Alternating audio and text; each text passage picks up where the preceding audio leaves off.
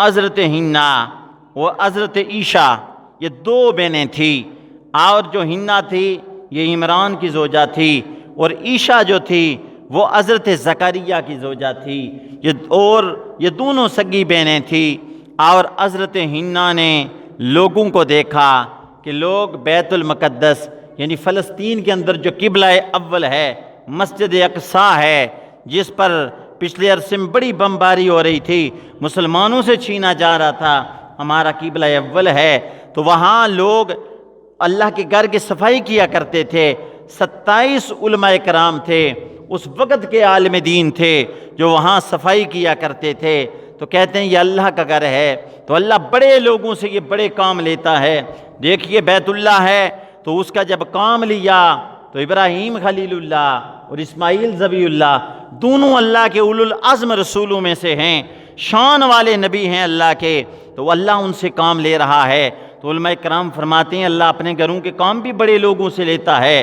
تو میرے نبی کے غلاموں 27 علماء کرام اس مسجد کی صفائی کیا کرتے تھے، مسجد کی دیکھ بھال ان کا کام تھا۔ حضرت ہنا کے دل میں شوق پیدا ہوا، اللہ مجھے بھی ایک بچہ دے، وقف کروں تیرے گھر کے لیے، میرا بیٹا بھی تیرے گھر کی صفائی کرے، تاکہ میں بھی کہوں کہ میرا بیٹا بھی اللہ کے گھر کی صفائی کر رہا ہے۔ ماں نے دل میں منت مانی، جب منت مانی تو پھر حاملہ ہو گئی، بیمار ہو گئی۔ تو ایک دن عمران کہنے لگے کہ تو نے یہ اچھا نہیں کیا، منت تو مانی ہے لیکن اللہ نے بیٹی دی تو پھر کیا کرے گی، کیونکہ وہاں 27 علماء سارے مرد ہیں اور بیٹیوں تو نہیں صفائی کرتی، یہ تو نے منت پہلے مان دی ہے، تو پھر کیا ہوگا اگر بیٹی ہوئی، کیسے صفائی کرے گی، کیسے چھوڑیں گے اللہ کے گھر میں، یہ تو نے اچھا نہیں کیا۔ اس لیے آپ نے تھوڑا سا ناراضگی کا اظہار کیا۔ پھر ابھی ولادت ہی نہیں ہوئی تو حضرت عمران کا وصال ہو گیا، اور پھر کچھ عرصے کے بعد حضرت ہنا کو اللہ نے بیٹی دی۔ جب بیٹی دی تو کہنے لگی اللہ تیری قدرت، میں نے تو منت مانی تھی تیرے گھر میں چھوڑوں گی، بیٹا ہوگا، اللہ بیٹی ہے اب کیا کروں۔ آواز آئی اے ہنا جس طرح تیری بیٹی ہے وہ کسی کا بیٹا بھی اس طرح نہیں ہوگا، اللہ نے شان والی بیٹی تجھے دی ہے، اپنے دور کی ساری عورتوں سے یہ افضل ہے، شان والی ہے۔ کیا کیا، ابھی بیٹی پیدا ہوئی، اس کو دودھ نہیں پلایا، غسل کروایا، کپڑے میں لپیٹ کر مسجد اقصیٰ میں لے گئی، کہنے لگی علماء کرام میں نے منت مانی تھی، اب یہ میری بچی ہے اور اس کو بھی ادھر رکھ لو، یہ بھی اللہ کے گھر کی صفائی کرے گی، ابھی ہے چھوٹی، دودھ بھی نہیں پلایا، ان کے حوالے کر دی، اب کون اس کی پرورش کرے۔ زکریا السلام کہنے لگے یہ جو بچی ہے اس کی خالہ میری زوجہ ہے، لہذا میں حقدار ہوں، میں اس کی پرورش کروں، کیونکہ ان کا خاندان بڑا نیک تھا، حضرت مریم کا پورا خاندان نیک تھا، اللہ کے مقبول بندے تھے، گنے چنے بندے اور مقبول بندے تھے۔ تو میرے نبی صلی اللہ علیہ وسلم کے غلاموں پھر کیا ہوتا ہے، سارے کہنے لگے ہمیں دیں، ہمارے حوالے کریں، تو آپ نے فرمایا نہیں میں حقدار ہوں۔ پھر کیا ہوتا ہے، کہنے لگے چلو قرعہ اندازی کر لیتے ہیں، تو کہنے لگے قرعہ اندازی یہ نہیں کی گئی کہ نام لکھ کر ڈالے گئے، نہ کہا اپنے اپنے قلم پانی میں ڈالو، جس کا تیرنا شروع کر دے یہ بیٹی اس کے حوالے کی جائے گی۔ 3 مرتبہ قرعہ اندازی کی گئی، 3 مرتبہ زکریا علیہ السلام کا قلم پانی میں تیرنے لگا، آپ کے حوالے بچی کی گئی۔ وہاں جو بیت المقدس میں کمرہ بنایا گیا اس کا ذکر آیا، کلما دخل علیہا زکریا المحراب، اس کا نام محراب رکھا گیا۔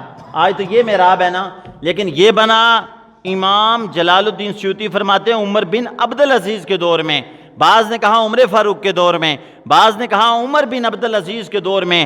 تاریخ خلفاء کے اندر امام سیوطی نے لکھا پہلے یہ محراب نہیں تھا اور صرف اسی طرح سیدھی مسجد ہوتی تھی، لیکن علماء نے کہا کہ دیکھیں اگر سیدھی مسجد ہو تو اس کے اندر صرف امام پہلی صف میں کھڑا ہو تو وہ سارے لوگوں کی جگہ ماری جاتی ہے، لہٰذا امام آگے ہو جائے، وہ صف تو بچ جائے، اس کے اندر باقی لوگ کھڑے ہو جائیں۔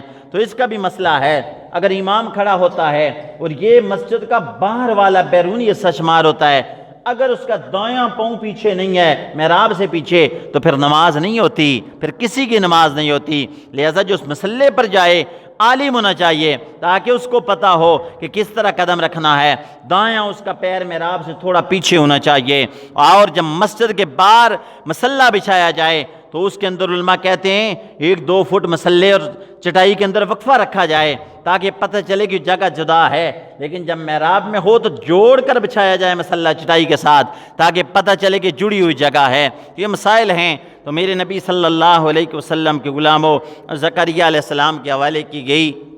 انہوں نے کیا کیا، ایک کمرہ تھا، اس کے اندر حضرت مریم کو چھوڑا۔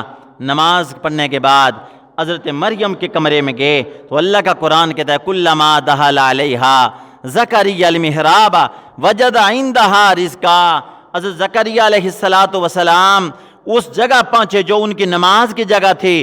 حضرت مریم کے پاس جب گئے تو وجد عندہا رزقا، آپ وہاں رزق پاتے، بے موسم رزق۔ جس طرح آج کل وہ جو مالٹے ان کا موسم نہیں ہے تو اس طرح آ جائیں بے موسم، اس طرح انار ہیں ان کا موسم نہیں ہے تو اسی طرح بے موسم پھل دیکھتے۔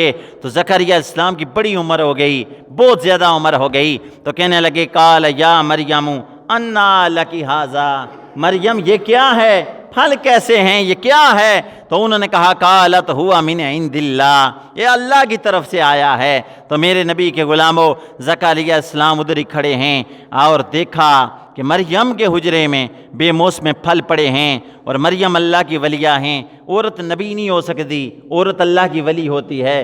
نبی جتنے ہوئے سارے مرد ہوئے ہیں۔ تو میرے نبی کے غلاموں پھر کیا ہوتا ہے، آپ دعا کرنے لگے کہ یا اللہ جس طرح بے موسم پھل دے رہا ہے، مولا میری عمر زیادہ ہو گئی لیکن بے موسمہ بیٹا ہمیں بھی عطا کر دے۔